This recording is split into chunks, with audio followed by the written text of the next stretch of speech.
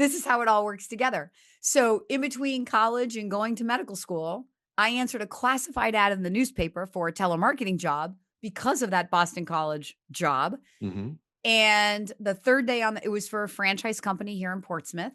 And the third day on the job, the president of the company took me to lunch and he was like, "Hey, I know you have other plans, but if you gave me 1 year, I'd make you a very high paid inside salesperson for my company." Here's the reason why it works. Yeah. This is why I'm very successful at what I do, because when you try to say, okay, my community doesn't have X, right, and that's where the conversation begins, often it's a dead end, because if you're not comfortable being the owner who does those things that owner does, or you don't have the money that type of business requires, or that business doesn't even throw off the kind of money that you're worth, even working for somebody else, it's a no. If you said, I want to be the light, in order to experience yourself as the light, and we're going to get a little bit deep here, but the soul's experience in the physical body is to experience life. Mm-hmm. That's why we have a physical body, right? A physical body that can taste, touch, hear, smell, right? Our sensory factors enable us to move through the world, our soul in this physical body to move through the world for the experience of human life. I tell my students, you will be like the lighthouse in the darkest night over the ocean. Your beam will be so undeniable. You've heard of the law of attraction. So you are literally magnetizing to you through that frequency everything that you want. The problem, Mike, is most of us are focused on what we don't want by our attention to what we're not getting, what we thought we were owed, how we thought it was going to go. And I'm not judging. I'm human.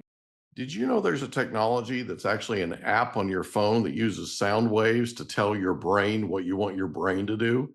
We had a young man that was on a guest on our podcast, the Mike Litton Experience, who had a traumatic brain injury. He was sleeping 3 hours a night.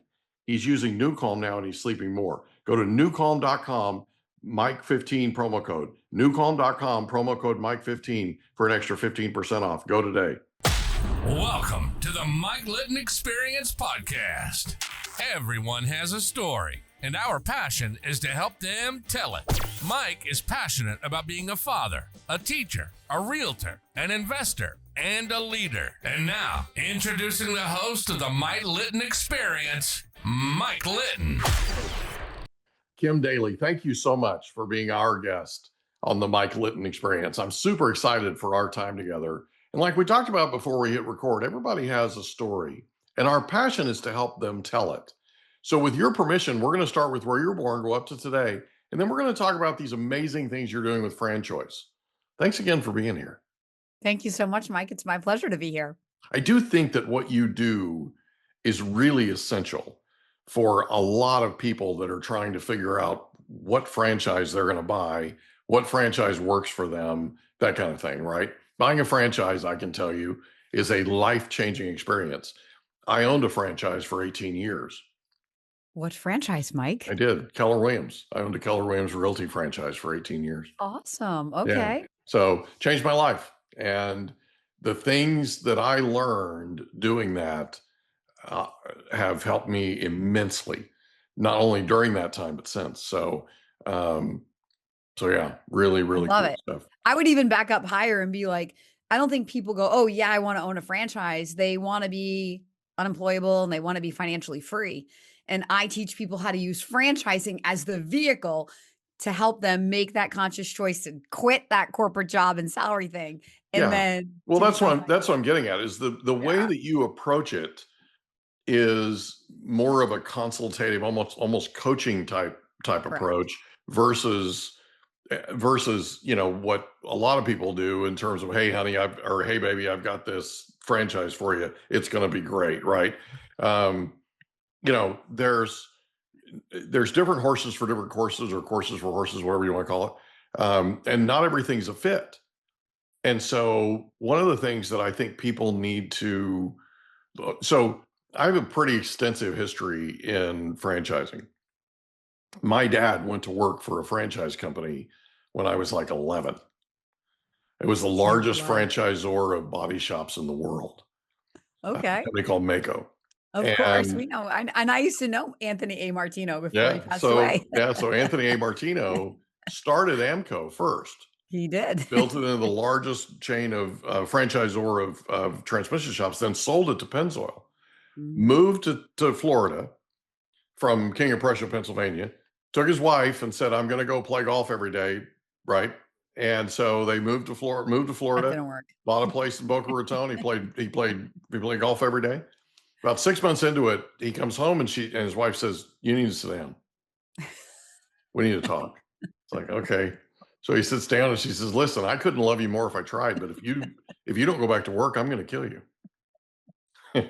I meet many husbands whose wives say the same thing. she's like, listen, you keep talking about franchising this body shop thing. Just go get your boys from Amco and go do it.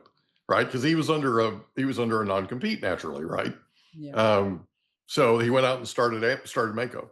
So, and then my dad, a couple of decades later, ended up joining the company, and I got a chance to meet Tony, and I got a chance to hang out with him. And Tony went up to my dad at one point and he said, listen, when that kid turns 18, he's mine. He's like, he's coming to work for me. So you could see your talent even when you were young. Well, it's pretty amazing. So he would take me around behind the stage, and he did this in St. Petersburg, Florida, at one of their conventions. He took me around behind the stage and he goes, look through that curtain. Okay. So I looked through the curtain. He goes, see all those people? Yeah. He goes, now watch this tonight. And he goes, and afterwards, I want you to tell me who's following the model and who doesn't. Right. And it was pretty obvious. I mean, it was pretty obvious who was Their following engagement. the model and who, what, you know what I mean? Right. And so afterwards, he's like, you really do get it. Because one of the things that Tony always talked about was you buy the model, you buy the system that works, right? He said where people get into trouble is when they buy a franchise, they don't follow the model. So anyway, Truer words have never been spoken, and people so think, I was 40. What does that mean? That was 42 years ago. 43 Wow. years ago. Yeah. Wow, that was a long time ago. Anyway, so thanks again for being here. I appreciate you. So where were you born? I was born in Portsmouth, New Hampshire, which I live about 8 miles from Portsmouth, New Hampshire. Now? Correct. Wow. So did you grow up in Portsmouth? I did. So what was your favorite thing about growing up in Portsmouth? It's why I still live here. This is the seacoast of southern New Hampshire is like a quintessential place to grow up, to raise kids, to live. There's just very little crime. It's community centric, good schools. New Hampshire is live free or die, baby. So we don't have any taxes, no sales tax, no income tax. It's right on the ocean. I live literally right at the beach, even though it's kind of a cold beach a lot of the months.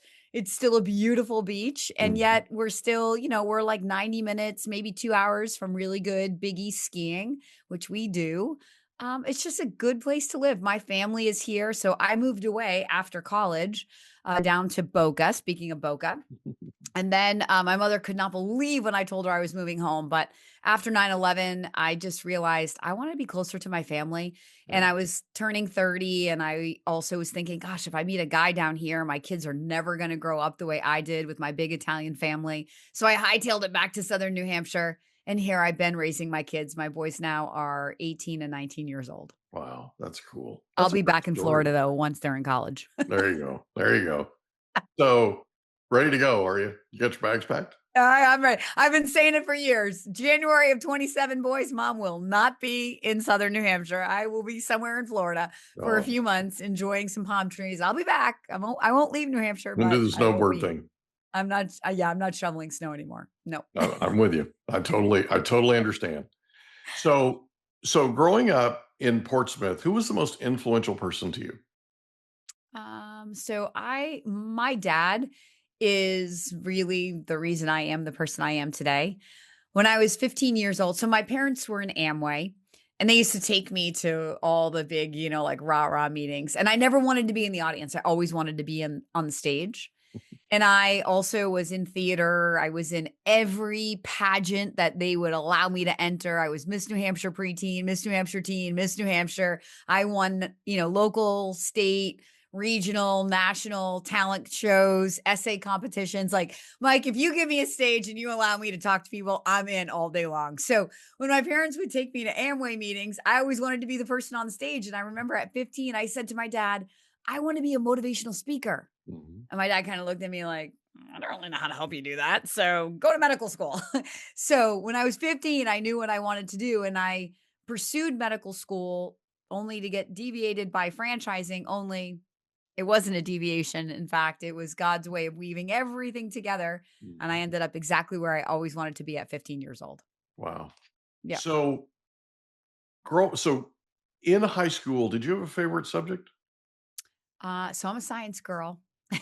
People who know me, like personally, know me for my passion for nutrition. I'm a nutritional biochemist by Oh, degree there you go. with a minor in sports nutrition. So fitness and nutrition are like my first loves. It's what I watch incessantly on YouTube.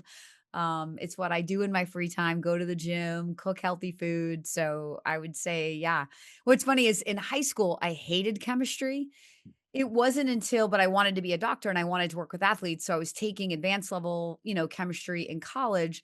It wasn't until I got higher up into chemistry that I actually had my, like, aha moment, and it made general chemistry make so much more sense. It's like the weirdest thing. It took me a while to go, "Oh," and then all of a sudden that, like, that high school chemistry that I hated I absolutely loved. And so, yeah, I'd say biochemistry is like my favorite topic.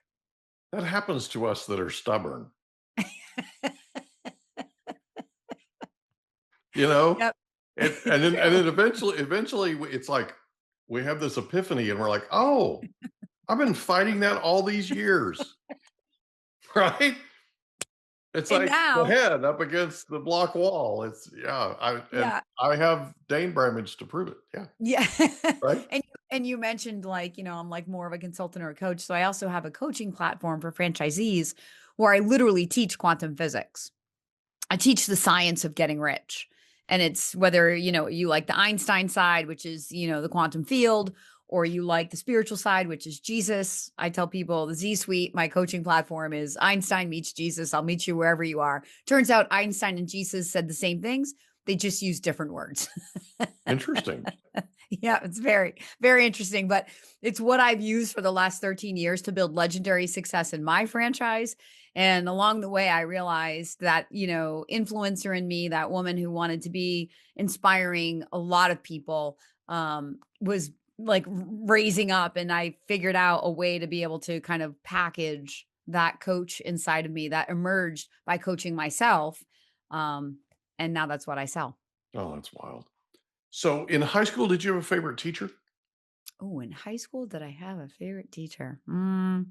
I don't know that I ever really had any favorite teachers. My favorite teacher in college was was my biochem 750 in my junior year of college. And what's hysterical is he was teaching biochemistry, but he always had essay question tests. But I got 100. Like I was a 4.0 student my entire life. Like I graduated summa cum laude, straight A's, 16 years of school. Not because I'm the brightest person, I promise you, Mike. It's because I'm super willing to learn. Like Mhm. I'm eager to learn and I'm willing to do the work. I'm willing to put in the time to figure out like, and that's what I teach my kids. Like getting straight A's isn't about being the smartest. It's about studying the teacher and learning how they're going to test you. So this one particular teacher, junior year of college, I literally taught myself my own shorthand so that I could verbatim write out his lecture. As soon as I left class, I would go to the library and then I would write it out so I wouldn't forget, like, be able to not read my chicken scratch, Mhm. and I'd write it all out. And then I'd go back and when I was studying it, I'd highlight what I remembered to be the important things. And when I went into the end of the year for like extra credit and I showed him my notebook, he was like, I want to buy this from you. Cause it was literally his exact course verbatim Mm. that I had transcribed, highlighted. So when it came time to study for a test, I just recited back word for word what he said to us. So yeah, Mhm. I got 100 on everything. Yeah, because his words were his favorite. Turns out he liked his words. Kinda. right? So you graduate high school and you go to college. Where do you go to college and why? So that's another story. So I was a straight A student my entire life. I only wanted to go to Holy Cross. Like that was it for me. And there was no telling me I was not going to Holy Cross. I'm a Christian. Worcester, Mass. I Worcester, wanted a Mass. small school, even though my dad was like, Worcester? Worcester. But I went there for a couple of weekends. I spent time there with like living in the dorm with some other girls. I loved it. Well, I didn't get in. But I only applied to Holy Cross. Like I was like tunnel vision because I'm a straight A student. I have all the accolades. Like, why wouldn't you pick me to go to your school? Like, I didn't know. And back then it wasn't like it is today. I'm going through that process right now with my son, where like there's people that help you and teach you. Like you might not get in, right? You got to have backup plan.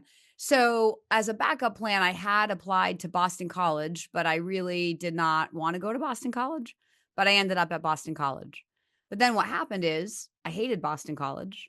I got swallowed up in college because a couple of reasons. I don't drink. I still don't drink. I never drank alcohol my entire life. I'm not against it. I just never did it. I was too purpose driven, too like motivated, too into my health and fitness, even at, 19 years old.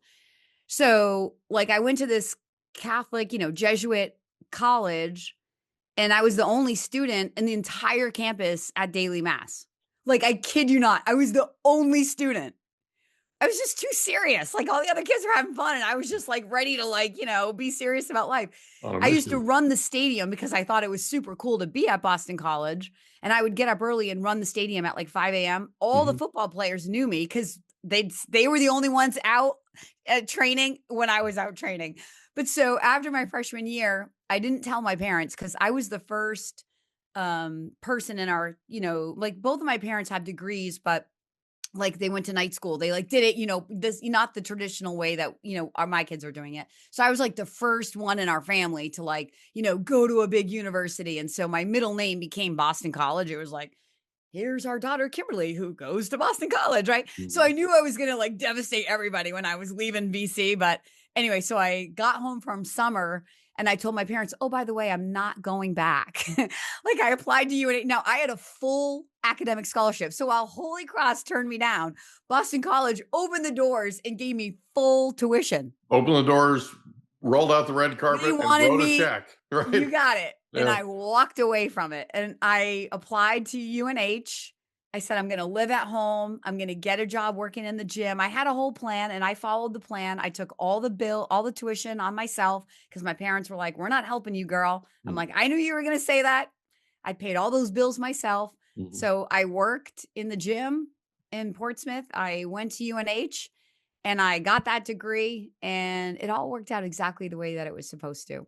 Working and then studying nutritional biochemistry and being a personal trainer while I was doing that and all the experiences I gained and just like the maturity that I gained from managing my time and my schedule, that it all worked out. It was exactly the way that it was supposed to be. What was it about Boston College that didn't work? I never really found my people. I think it's hard. My kids are going through this too because they don't drink. I think it's hard when you're young and you don't follow the crowd, right? When you have goals, when you're driven. And I'm sure that there were, there's a lot of people there. I didn't find them. What I did find though, I had an on-campus job for the Boston College Alumni Fund. And I got that job to avoid going to dinner because I found that I missed home a lot. I came from a very, very strong family unit. We always had dinner together. Like my mother would be like, I don't care what's happening. Like we'll eat at 8:00 if that's when everybody's home, but we always had dinner together. And that's a very strong foundation that when I went away to college, that's when I would get most homesick is at dinner unplugged. time. Yeah. So I got a job from 5 to 9 working for the BC Alumni Fund. Now here's what I learned about myself, Mike. When they put a phone in my hand and they gave me a money goal, if you picked up the phone, you were not hanging up without giving Kim Daly money. I realized I had a lot of ability to connect with people and that I was very good at getting money out of people. And incidentally, this is how it all works together. So in between college and going to medical school, I answered a classified ad in the newspaper for a telemarketing job because of that Boston College job. And the third day it was for a franchise company here in Portsmouth.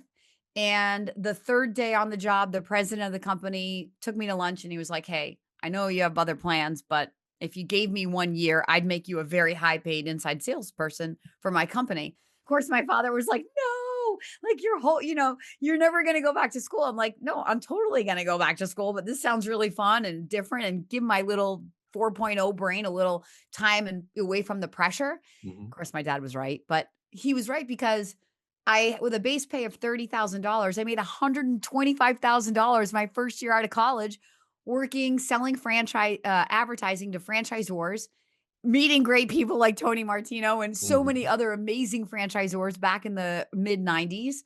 And it was like the greatest place to be. And the entrepreneur in me was born.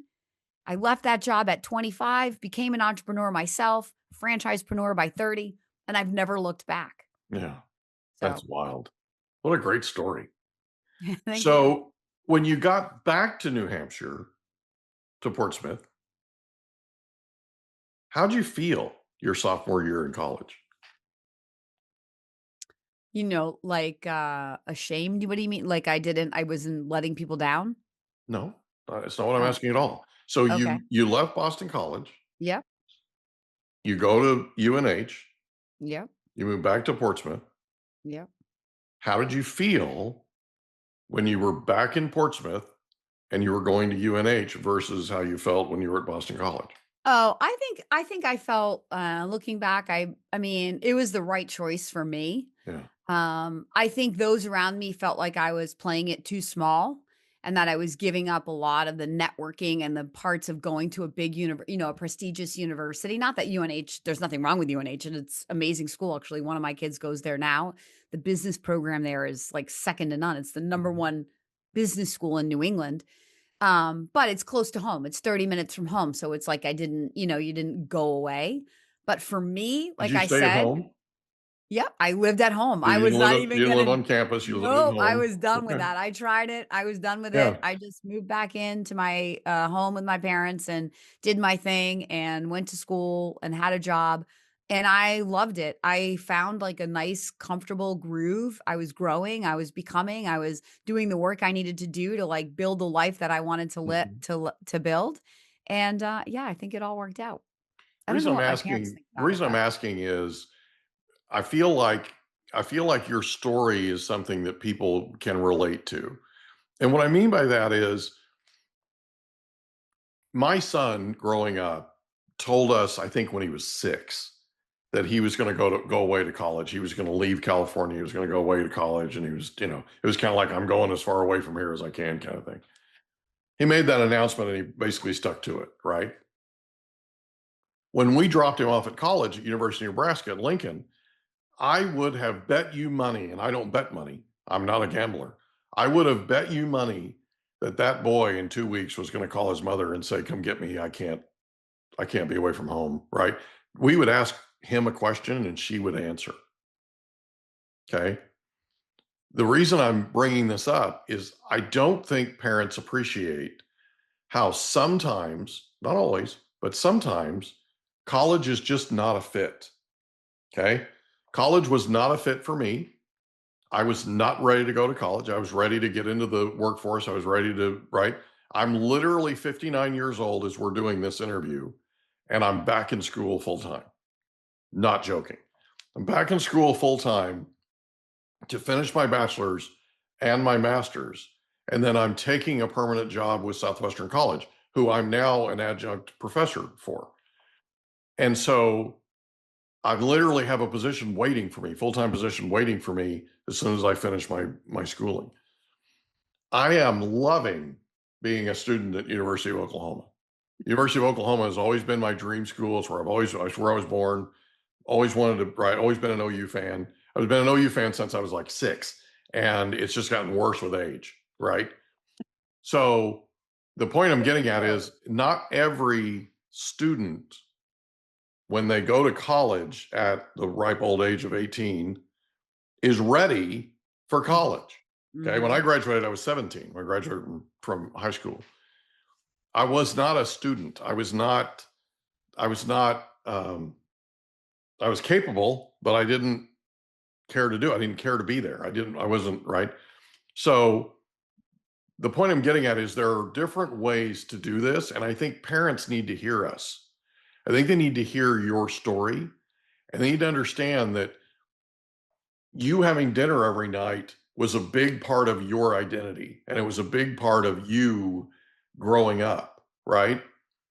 And being able to figure out a way to stay in school, but basically do a shift as far as geography, right? Was a big deal. And I want to make sure that we highlight it, because I think that your story is a real lesson for parents. We talk a lot about parenting on this podcast and leadership, right? I think parenting is sacred leadership. I mean, it's just my opinion, right? Great. We also talk about the power of questions, but I think it's important that people understand that you can have the success you had Mm-hmm. and still be at home, right? You can figure out a different way, an alternative way to make it work.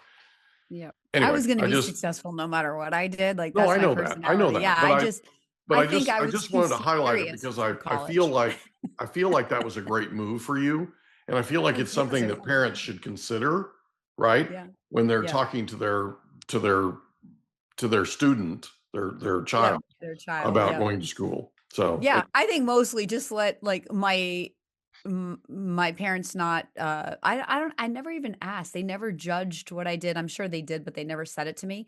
They just let me do what I thought was best for me. yeah, And I love that. That's the way I've raised my kids. I think that's the lesson, right? yeah. Like, yes, it might not have been the traditional path for a straight A student who could have gone to, should have gone to Holy Cross and, Mhm. should have had the big prestigious, university degree. But at the end of the day, like where I am in my life now, I don't give it. Like the Yeah, degree means absolutely nothing. That is not why I'm successful. I don't even do anything with my degree.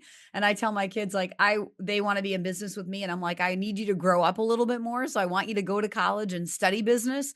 But at the end of the day, everything you need to be successful in business, you're going to learn through the school of hard knocks and education by doing. You're yeah. not going to learn by reading books. That's Mhm. not how anybody learns, right? This is just intellectual knowledge that doesn't teach us how to be successful.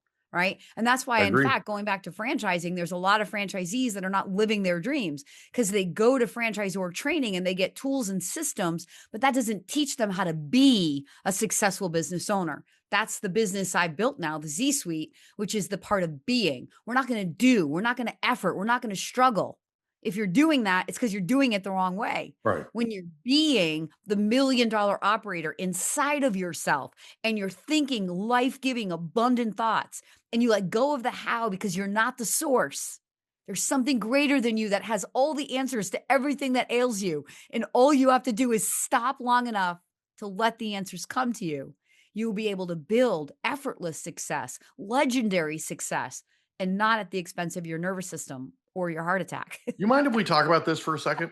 Sure. Because I feel like this is vital. Okay. There are people in this world, and you're talking to one of them, that are absolute control freaks.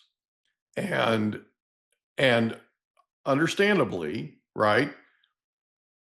I believed that I was not going to hire my way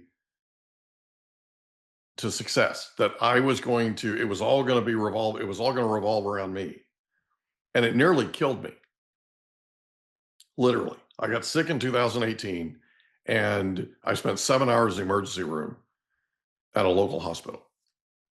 And what I learned was I was not leveraged. I was not doing the things that I should be doing. And that's the school of hard knocks thing, right? And I should have hired help. I should have hired people to take over and to take my position, if that makes sense. I should have done that, and I didn't do it. And that's part of why I was so excited about you being on here, because I see a lot of the mistakes that I made and and I learned from them, but they were mistakes that I made that you're helping people not make.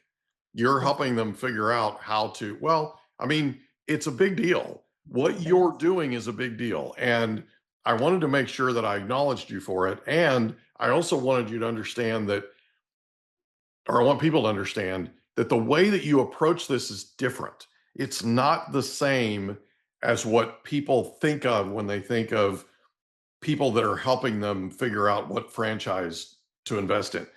You're literally in the business of changing people's lives for the better. And that's the coolest thing I think that you do every day. Thank you. It is. Yeah.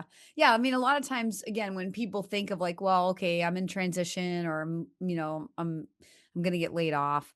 What am I going to do? They don't naturally think of franchise. And if they do, they dismiss it because they think I don't have an MBA. I've never owned a business before. I don't have $1 million and I'm not interested in Jersey Mike's and Subway.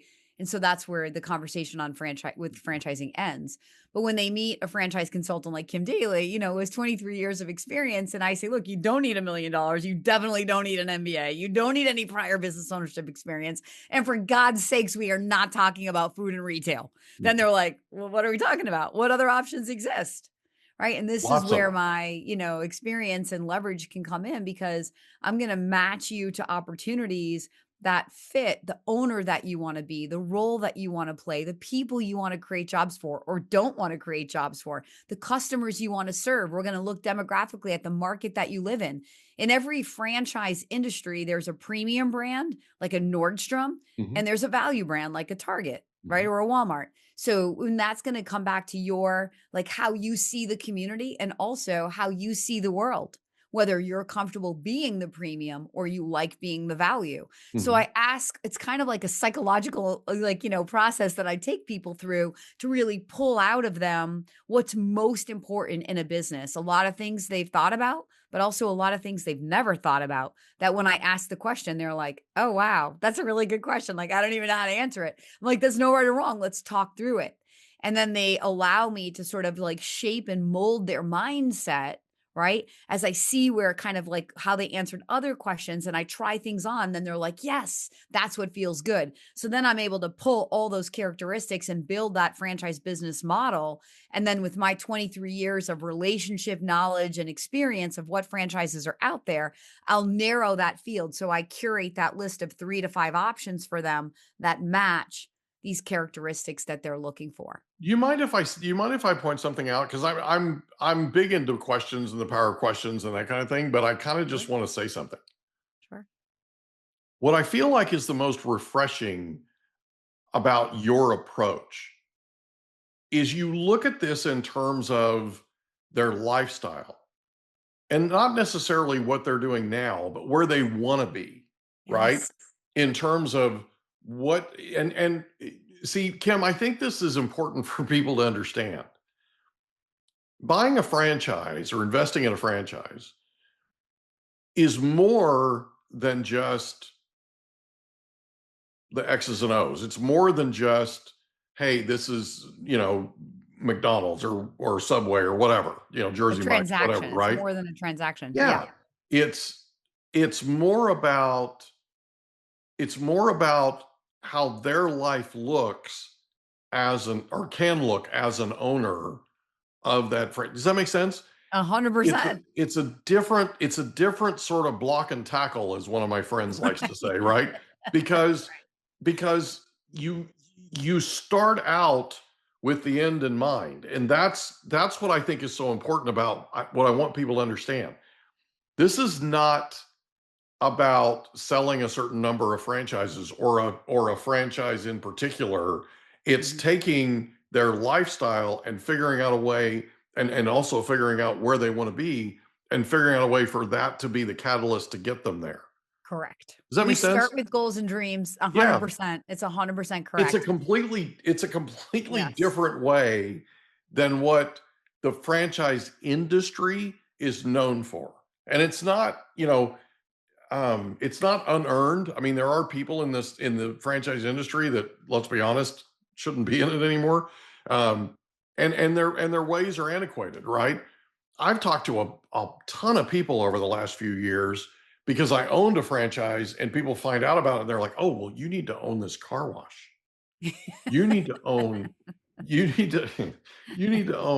this pressure wash, mobile detailing. It's like, okay, thanks. Some guy approached me the other day about washing out trash cans. And I'm like, okay, I don't think that's a bad business. I think it's a great business. It's not for me, For the right but owner. you Sure. know, but right? Right. Um, There's so many options. I well, don't know it's how people unreal. I really mean, it's right. unreal. And I love how more and more these business owners, these pioneers like Tony Martino, those types of people are finding out about, hey, there's this business that we can franchise and we can make this into a systematic Mhm. cookie cutter, follow the model system, right? Mhm. Mhm. What's beautiful about it is you don't come at it that way. You come at it a different way. And it's more refreshing for me to see that in an industry that needs it. Well, And here's the reason why it works. This is yeah, why I'm very successful at what I do, because when you try to say, okay, my community doesn't have X, right. and that's where the conversation begins, often it's a dead end. Because if you're not comfortable being the owner who does those things that Yeah, owner does, or you don't have the money that type of business requires, or that business doesn't even throw off the kind of money that you're worth, even working for somebody else, yeah. it's a no, it's a not, you're not gonna move Non-starter. forward. Yeah. It's a So non-starter. Yeah. when we start the way that we start, which is with your end in mind, Mhm. so building to sell a business in 7 to 10 years is a different industry and even brand than building and holding and maybe passing as a legacy to your kids. Yeah. So it changes the conversation from where you instead of we're buying a franchise, we're actually using the franchise as a vehicle to drive the outcomes. And at the Right. end of the day, that's all it should ever be. A Yeah. business is an investment that's driving you personally, professionally, and financially to a new place. So we start personally, professionally, and financially with where you want to end up. And Mhm. then to your point, I back end them in, I reverse down Yeah. with my knowledge of, okay, then these are the options that could help you achieve those outcomes instead of it being like, okay, here's the business. I'm going to mold myself to fit this business because it's the newest, hottest thing. And this is going to be the thing that changes my life. That It's very rarely ever works it's out that way. it's kind of like that epiphany that you had when you figured out that you get the chemistry thing, right? Right. It really is. It's like all of a sudden the light goes on and you're like, "Oh wow. Wait a Yeah. minute." Right?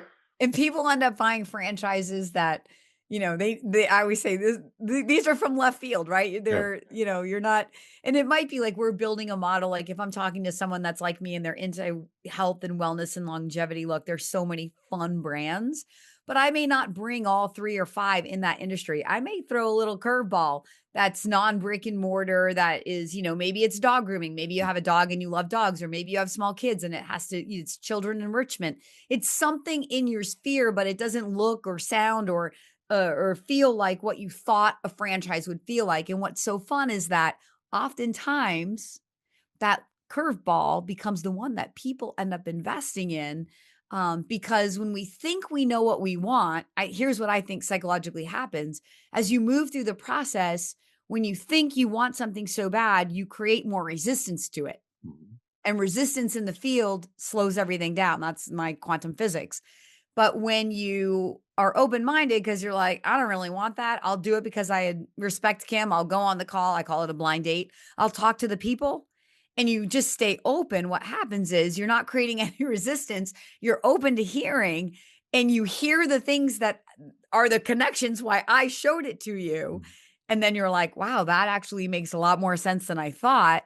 And it can more easily become the right one only because you're not in resistance to it like you are the other one. So Well, again, the psychology of what we do here when we're trying to step out of our comfort zone and change our life is everything. And it's part of what makes me successful is my ability to understand that process through the biology of physics. mhm. And then through the psychology of like, how do I help people step out into the unknown without feeling like they're way out over their skis emotionally. They're falling into the abyss of fear and they're never going to be able to come back. I've been doing this for 23 years so I can very very carefully start the conversation and support all of the things I know that are going to happen very subtly and sometimes directly so that I'm moving the people not just physically through an exploratory process, but emotionally, more importantly, through the process that's going to enable them to cross that bridge.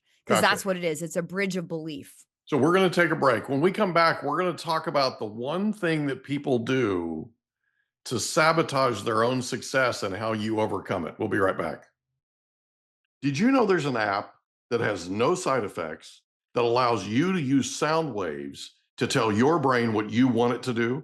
It's called newcalm.com, and it's amazing. It literally uses sound waves. If you want to tell your brain to go to sleep, if you want to tell your brain to recover, if you want to tell your brain to put you in peak physical state, if you want to tell your brain to focus, if you want to tell your brain to take a power nap, you can do all of these things and more with newcalm.com. Go to newcalm.com today, promo code Mike15. Newcalm.com, promo code Mike15 for an extra 15% off. We're back with Kim Daly, and we're talking about FranChoice, which is your company. Specifically, we're talking about how you start helping to consult with people with the end in mind, in terms of this is what they want their lifestyle to be. This is what they're working towards. And then what you do is you just kind of reverse engineer it using your chemistry background. You reverse engineer it backwards. The thing that I wanted to ask you, and we've got a couple of questions, obviously, but the one question I wanted to ask you was, people are oftentimes their own worst enemy. Oh, we all are. They literally, the idea of success makes them guilty. They may not even be successful yet, but it makes them feel like they have this imposter syndrome or whatever, right? We have so much junk going on up here, it's not even funny. How do you overcome that? Because you obviously hear it and see it. You see it coming. How do you, when you're consulting with them, overcome that? Yeah, so I'm not, they're going to have to overcome it. I'm going to give you, like, I can point it out. I can give good books.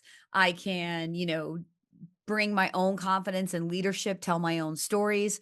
A lot of people, it's just having that relatable conversation. A lot of people, when I say, look, like, let me tell you my story, right? Mhm. And I share with them how, like, when I've tried to make big changes in my life, how, and I might say something like, have you ever like thought, okay, I'm going to do that. And then you like literally take the first step and it's like every sign in the universe is don't move forward. Mhm. And now I teach physics because this is the law of opposites, Mhm. which means that in order, like, there's so many different ways to explain this, but the law of opposites states that before you get what you want, the Mhm. opposite of what you want must come. It's Right. physics. This is not philosophy. And so, It's yin and yang. the reason it must come is that in some books, it's explained like this. If you said, I want to be the light, in order to experience yourself as the light, and we're going to get a little bit deep here, but the soul's experience in the physical body is to experience life. Mhm. That's why we have a physical body, right? A Mhm. physical body that can taste, touch, hear, smell, right? Our sensory factors enable us to move through the world, our soul in this physical body to move through the world for the experience of human life. Mhm. So in order to feel yourself as something, you have to literally feel yourself as not being it. Mhm. So in order to manifest what you want, you have to know the opposite of that. That's the experience, and the opposite you will always experience the opposite first. It's sort of the expression of like the darkest part of the night, right, is just before the dawn. Mhm. If I'm talking to a woman, I'll say, if you have any children, the hardest push is the final push, right? But it's what's on the other side of that. That's the open door. So what I tell all my candidates is, baby, you better believe that if you're like, hey, I'm going to invest in a business, but I'm also looking for a job, the fastest way to get the absolute best job offer of your life is to be at the 11th hour of signing that franchise agreement. And you better believe the universe is going to deliver to you the best job you've ever been handed before. And now you're standing at a threshold and now you get to choose. And people are like, I don't want that to happen. I go, why don't you want it to happen? That's what you're calling in. Now you have the opportunity to make a choice. Are you going to choose comfort? I'm not judging. Comfort of the paycheck, Or are you going to choose the freedom and the abundance and the unlimited potential of business ownership, which you came here seeking? No judgment. And maybe in some cases, the right franchise would allow you to choose both. Right? So, but it's all about having this relationship with people that I start from the very first call where they trust me to be able to say these things to them and they realize Kim is literally not judging me. I am. If you're judging, you are holding yourself away from what you want. My dreams are too big. I don't have time to judge you. Like I got enough going on in my own head. I judge myself enough. I don't need to put any judgment on you. We're all doing that. And in my coaching academy, that's what I say. I'm like, I can't use Planet Fitness's trademark, but this is the judgment-free zone here because the minute that you start judging, you just start creating roadblocks, more filters along your path to what you want to achieve. You're closing yourself off. Exactly. Because in the quantum field, we want it to be resistant. Like, so if you're a Christian, you can say in heaven, like there's no judgment.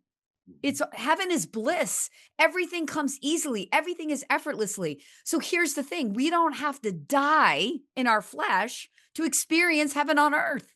We just have to stop living from our flesh, stop being our source because we're not our source. Our source is the thing that grows your hair, that digests your food, that beats your heart. That's your source. And that same source has the answers to all the problems in your business. That same source wants to open the door that leads you to all the leads versus you efforting to get one lead. But we have to die to our flesh and open ourselves to our source in order to experience that. And that's what I'm teaching is whether you're a Christian or not, it's all the same. By the nature that you have a heartbeat, we are all a differentiated version of an undifferentiated God. That is science and spirituality. So if you want to tap into the supernatural power that you have and every human has that would allow you to achieve the impossible dream, there's only one creative process in the universe. Every single human is using it. Just most of us are using it on default because we're not aware. Because the world, school, our logical mind, we're not taught how to use our power. We're taught to think from knowledge. Exactly. We're taught to use our logic, to use the data. If you can't see it, you can't believe in it. And the creative process is the exact opposite of that. If you can see it, it's already gone. It's what's not seen. That's what's coming next. That's what's yours to control. And how do you control it? By the thoughts that you think, the words that you speak. By your thoughts and your words, your actions will flow. So the body becomes an instrument of the mind. The body is just carrying out all that's happening up here in your mind. So if you want to change your life, you have to change your mind. This is what I teach people. It's so life-giving. It's unbelievable. I can take franchisees that have felt stuck and limited for 6 months or 6 years. And after 1 or 2 hours in my coaching, they're literally writing me reviews saying, you've changed my life. And it's only because it's not me. It's the work. It's the material. It's so life-giving that every single human heart knows this. And what happens is it's a remembering because the world has helped us forget, experience, good meaning teachers, our parents who told us that's not for you. Don't be greedy. Stop wanting that, right? You're never going to achieve that. All the things our experience has showed us time and time again, that's not for me. These are all lies of our 3D reality that we fall for because reality is so real to us in our human body. When we let go of that and we get back to supernatural, everything is possible. And there's no time in the quantum field. So where time is linear here and you think, gosh, I want to build a $10 million operation. It's going to take me the rest of my life. Not in the quantum field. There's no time. Time is an illusion. So all you have to do is step into that supernatural power and stay there and hold the frequency of that $10 million business and be the person who has the $10 million business before you have the $10 million business and watch when you hold that frequency, how you become a beacon. I tell my students, you will be like the lighthouse in the darkest night over the ocean. Your beam will be so undeniable. You've heard of the law of attraction. So you are literally magnetizing to you through that frequency everything that you want. The problem, Mike, is most of us are focused on what we don't want by our attention to what we're not getting, what we thought we were owed, how we thought it was going to go. And I'm not judging. I'm human. I do it too, but I'm just more aware. So I catch myself and I turn back on to what I want. It's by focused attention to what you want. So it's a controlled imagination and focused attention to what you want. Deny reality and watch how every single thing in your life will change like that. It's really amazing. Do you ever ask your coaching clients what's holding them back? No, but what I do ask them is because they won't know. Because what happens is the ego, our flesh, is designed to protect, right? So then we just get defensive. And then you can't help yourself when you get defensive, right? But what I do ask is, what would you love? No. What would you love? Not what you think you're supposed to want, not what your franchisor says is the average earnings claim, not what the world told you you should want, not what your spouse wants you to want.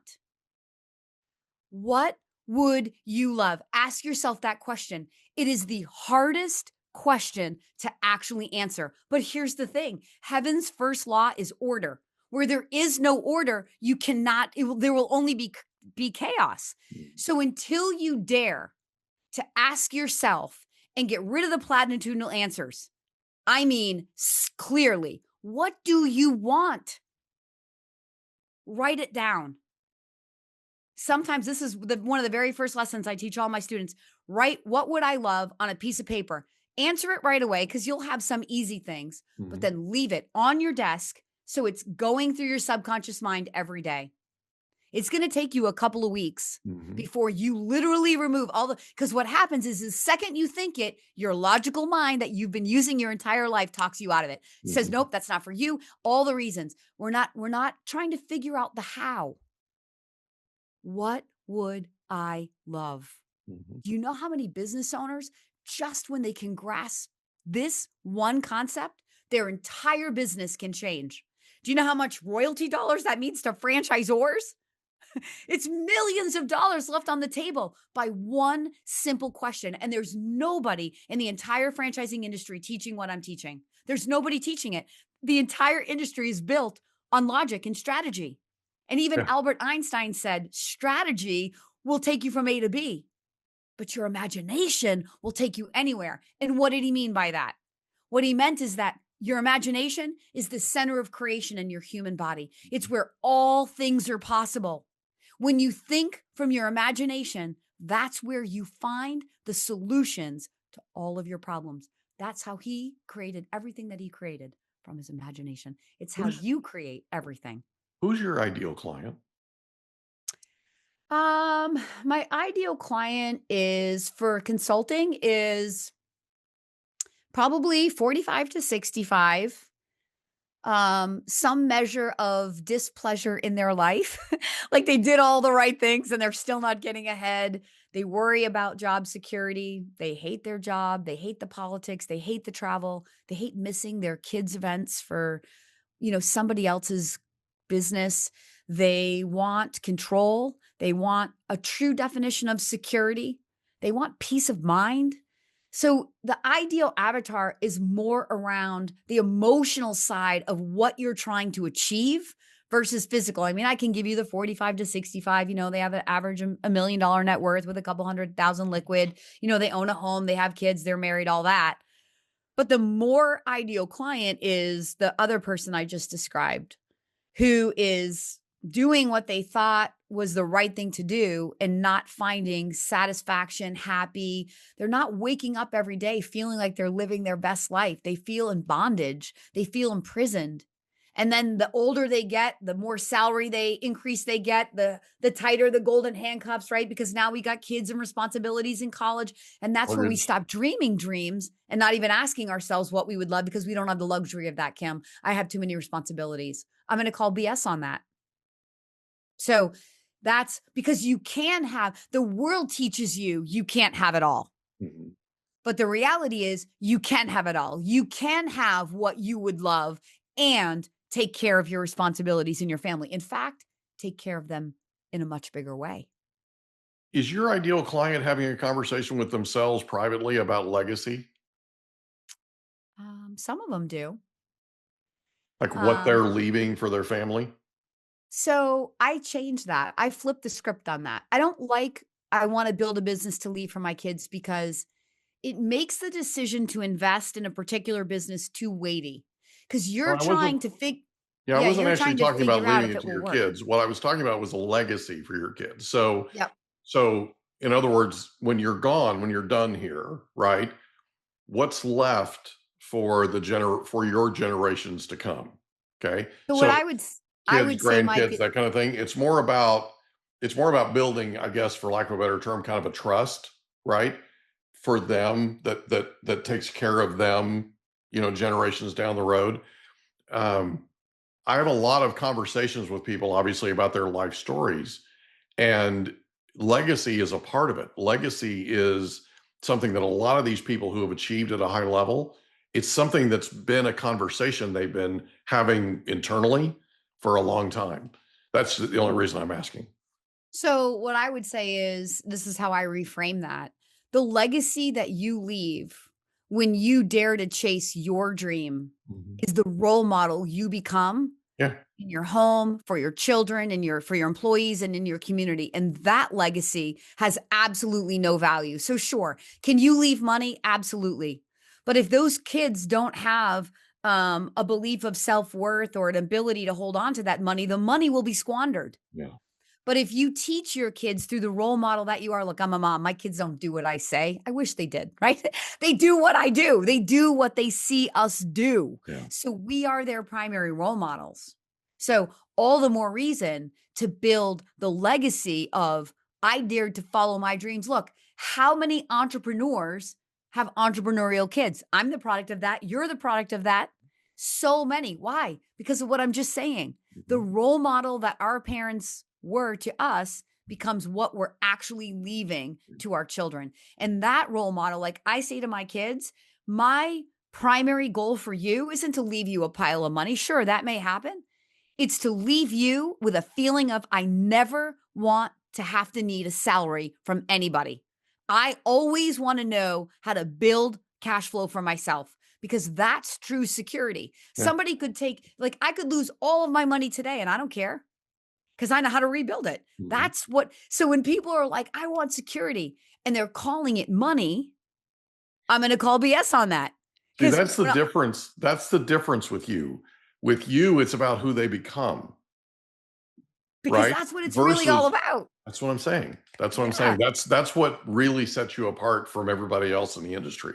So if somebody is listening to this and they want to reach out to you, how can they reach out to you? How can they contact you? Now go right to my website, thedailycoach.com. That's DALY. That's my last name. Thedailycoach.com. You can learn about the franchise consulting side as well as the Z Suite, the coaching platform as well. You don't have to own a business if you're interested in the mindset coaching. Look, I'm helping a lot more people say yes to the dream to own a franchise because I'm throwing them into the Z Suite first. Right. Because we got to teach some money. We got to get rid of some money blocks. We got to teach some good mindset habits that helps people to let go of all of that intellectual need for data and control and fear. Yeah. Because you're never going to be able to chase your dream and to really align to that dream if you're holding on to all of that control and fear. So yeah, check out thedailycoach.com. If I can help you, I'd be happy to.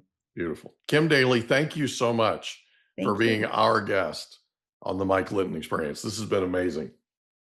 Thank you, Mike. Can I ask you a question?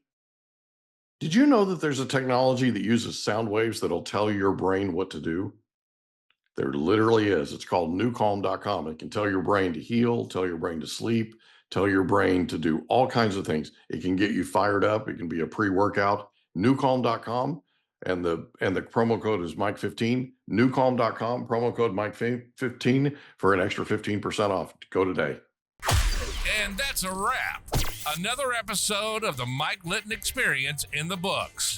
Reach out to Mike on Instagram at the Mike Litton Experience.